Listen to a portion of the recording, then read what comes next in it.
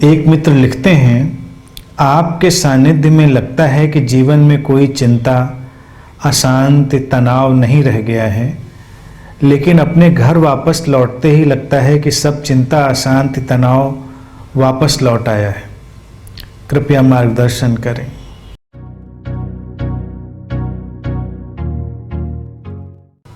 बात छोटी सी है लेकिन समझने जैसी है। कई बार छोटी बातों में जीवन के बहुत गहरे इशारे छुपे हुए होते हैं। इस बात के मूल में छोटी बात यही है कि तुम्हारा ध्यान जिधर होता है, जहां होता है, तुम्हारे जीवन में वही वही होता है। जब तुम यहां होते हो, तुम्हारा ध्यान अपनी चिंताओं, अशांतियों और तनावों से हट जाता है। तुम्हारा ध्यान यहाँ की ऊर्जा में, अनंत श्री की बातों में, उस प्रेजेंस में शामिल हो जाता है। और जब तुम्हारे ध्यान की एक तब्दीली होती है, बदलाव होता है, तुम्हारे जीवन का आंतरिक और बाहरी ढंग बदलता है। आमतौर से व्यक्ति अपनी चिंता, अशांति और तनाव की बातों में ही ज्यादा ध्यान रखता है। घर लौटकर ऐसा नहीं कि कुछ ऐसी चीज होती है या कोई दुर्घटना होती है जिससे कि वो वापस लौटते हैं।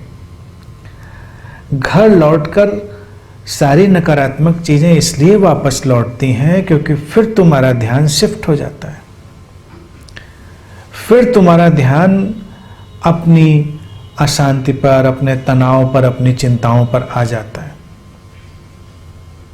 समझने की बात यह है कि अगर तुम्हारे ध्यान के शिफ्ट होने से इतना अंतर पड़ता है तो घर पर भी तुम उसे शिफ्ट कर सकते हो। जैसे यहां पर वो शिफ्ट हो गया, बदल गया, ऐसे ही घर पे भी तो हो सकता है वो बदलाव, लेकिन घर पे तुम करना नहीं चाहते। एक बार कोई मुझसे पूछता था कि सबसे बड़ी समस्या क्या है मनुष्य जीवन में,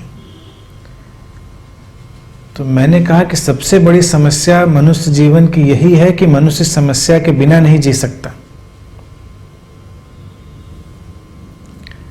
एक समस्या का समाधान अगर वो जैसे तैसे पा लेता है, दूसरी समस्या पैदा कर लेता है। ऐसा लगता है जैसे उसके अस्तित्व का हिस्सा ही समस्याओं से बुना हुआ है। लगता है अगर कोई समस्या नहीं रह जाएगी तो तुम कहां रह जाओगे। तो मैंने तो यही देखा है कि लोग समस्याओं के मामले में बहुत सृजनात्मक है। कहां कहां से उनको गढ़ लेते हैं, कहां कहां से ढूंढ लेते हैं कि आश्चर्य होता है। तनाव और चिंता और अशांति जिनकी बातें तुमने लिखी हैं, जिनसे हर कोई जूझता है, वो इसी उल्टी सृजनात्मकता से प्रेरित है। तुम उनसे अपना ध्यान हटा लो। तुम उनसे अपना ध्यान हटा लो तो वो ज्यादा देर जीवित नहीं रह पाएंगे। अब जैसे तुम यहां ध्यान में बैठते हो, इस बुद्ध क्षेत्र में आते हो, आते ही बदलाव क्या होता है? बदलाव यही होता है कि तुम्हारा फोकस बदल जाता है। तो एक बार अगर हम इस फोकस के बदलने की प्रक्रिया को जान लें तो लौट लौट कर वो चीजें नहीं आएंगी। एक बार अगर तुम्हारे जीवन में शांति उतर आई, एक बार तुम्हारे जीवन में आनंद उतर आया, एक बार तुम्हारे जीवन में अगर ठहराव आ गया, तो फिर आता रहेगा। अलग अलग रूपों में आता रहेगा, लेकिन आता रहेगा।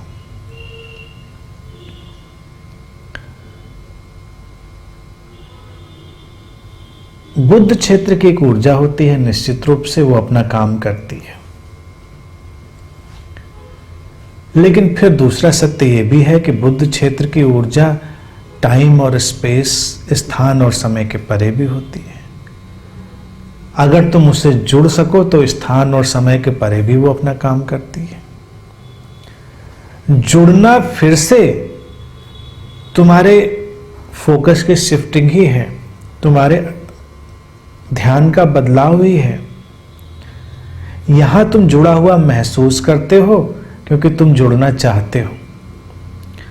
दूर होकर तुम जुड़ा हुआ महसूस नहीं करते क्योंकि तुम जुड़ना नहीं चाहते। कई बार तुम्हें नहीं लगता कि तुम्हारा जीवन तुम्हारा अपना ही चुनाव है। अगर तुम गौर से देखो तो क्या इन अशांतियों, तनावों और चिंताओं को तुमने खुद ही नहीं चुन रखा है? अन्यथा जीवन में केवल बदलती हुई परिस्थितियां हैं, केवल परिवर्तनशील स्थितियां हैं। तनाव, चिंता, अशांति तुम्हारी व्याख्याएं हैं, इंटरप्रिटेशन है। वही चीज किसी व्यक्ति के लिए तनाव पैदा करने वाली हो सकती है और वही चीज किसी व्यक्ति के लिए बिल्कुल भी तनाव पैदा करने वाली नहीं हो सकती है। तो किसी परिस्थिति या चीज में तनाव तो नहीं है, वो तो तुम्हारे देखने के ढंग पर ही है। तुम कैसे उसे देख रहे हो। ध्यान के बारे में हमको ये सारभूत चीज समझ लेनी चाहिए कि जिस चीज पर भी ध्यान ले जाया जाता है उसको भोजन मिलने लगता है। ध्यान अपने आप में नरिशमेंट है। इसलिए ही बिना ध्यान के किसी भी व्यक्ति का ठीक ठीक विकास नहीं हो पाता। ध्यान के बहुत मायने, जैसे ध्यान देना किसी के ऊपर। अगर किसी के ऊपर ध्यान दिया जाए और उस ध्यान देने में प्रेम शामिल हो, शांति शामिल हो, सद्भावना शामिल हो, करुणा शामिल हो, तो उस व्यक्ति का जिसके ऊपर ध्यान दिया जा रहा है विकास अलग तरह से होने लगता है। और किसी व्यक्ति पर ध्यान बिल्कुल न दिया जाए, वो अपने आप को कुछ अवरुद्ध सा अनुभव करता है। इसीलिए बचपन से ही हर व्यक्ति, हर बच्चा किसी न किसी रूप में ध्यान आकर्षित करने की कोशिश करता है कि उसके ऊपर ध्यान आए, क्योंकि उस ध्यान से उसे कुछ ऐसा मिल रहा है, कुछ ऐसा नरिशमेंट मिल रहा है जिसे वो नहीं जानता। लेकिन जब ध्यान आकर्षित करने की प्रक्रियाएं नकारात्मक हो जाती हैं तो वो एक अलग किस्म की नकारात्मक जीवन शैली और नकारात्मक जीवन धारा को विकसित कर देती हैं। और देखा तो यहां तक गया है कि तुम्हारे ध्यान देने से मनुष्य ही नहीं, पेड़ पौधे, पशु पक्षी, इवन निर्जीव वस्तुएं भी, जिनको तुम निर्जीव समझते हो, वो भी प्रभावित होती हैं। उनकी भी ऊर्जा बदलती है। हमारे जीवन में ध्यान एक पारस्परिक प्रक्रिया है। ध्यान दिया जा रहा है और लिया जा रहा है। अगर तुम किसी वृक्ष को भी ध्यान से देखते हो तो वो ध्यान की ऊर्जा तुम पर भी लौटती है। उससे वृक्ष भी वैसा नहीं रहता जैसा पहले था और तुम भी वैसे नहीं रहते जैसे पहले थे, क्योंकि वृक्ष भी तुम तक उस ध्यान को लौटा देता है। ऐसे ही व्यक्तियों के साथ, हर जगह की प्रक्रियाओं के साथ, एक सद्गुरु के साथ बस यही एक चमत्कारिक घटना घटती है कि तुम उसकी तरफ ध्यान से देखते हो और तुम्हारे ऊपर कई गुना ध्यान अपने आप बरस जाता है। अपने आप बरस जाता है, बरसाया नहीं जाता। अगर किसी को ये समस्या पकड़ जाए कि सद्गुरु उसकी तरफ देखते हैं कि नहीं देखते हैं, उसकी तरफ ध्यान देते हैं कि नहीं देते हैं, तो वो नए संकट में पड़ जाएगा। तब उसको लगेगा कि मेरी तरफ ध्यान नहीं दिया जा रहा। वो विचलित, उपेक्षित और परेशान अनुभव करेगा। लेकिन जिन मित्र ने प्रश्न पूछा उनकी तरफ मैं देखता भी नहीं। कारण यह है कि देखा जाना सीमित है और देखे जाने की सीमा भी रहेगी। अगर यहां पर इतने लोग उपस्थित होंगे तो एक एक को देखा जा सकना बहुत समय की जरूरत उसमें होगी और फिर भी कमी रह जाएगी। लेकिन ये ध्यान का आदान प्रदान स्वतः घटता है, अपने आप तुम तक लौटता है। तो जो शांति और आनंद तुम अपने अंदर अनुभव करते हो वो तुम्हारे ऊपर लौटती हुई तुम्हारी अपनी ही अनुगूंज है, वो इको है। और यही बात तुम अगर कमोबेश देखोगे तो हर जगह लागू हो रही है। एक सद्गुरु की तरफ जब तुम देखते हो तो तुम्हारे देखने में अलग किस्म का भाव है, अलग किस्म का ध्यान है।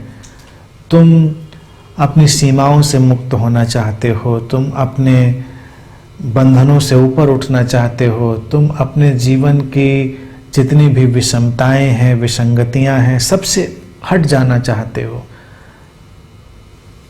तो तुम्हारे ऊपर वो हटी हुई चीजें लौटती हैं, सुलझी हुई सारी बातें लौटती हैं तुम तक, क्योंकि तुम्हारे देखने में ही तुम्हारा ध्यान बदला है। और जब तुम अन्य व्यक्तियों की तरफ देखते हो, चाहे अपने परिवार में भी या सामान्य जीवन में भी, तो तुम्हारी कुछ खास किस्म की अपेक्षाएं हैं, तुम्हारे खास किस्म के पूर्वाग्रह हैं, वो सब तुम्हारे ध्यान को एक अलग दृष्टि देते हैं, अलग विजन देते हैं। एक बुद्ध क्षेत्र में या एक सद्गुरु के सानिध्य में भी अगर तुम अपने पूर्वाग्रह, अपनी अपेक्षाएं, अपनी सीमित दृष्टियां लाओगे तो तब भी तुम्हें वही परेशानी होगी। तुम्हें लगेगा कि नहीं हो रहा है,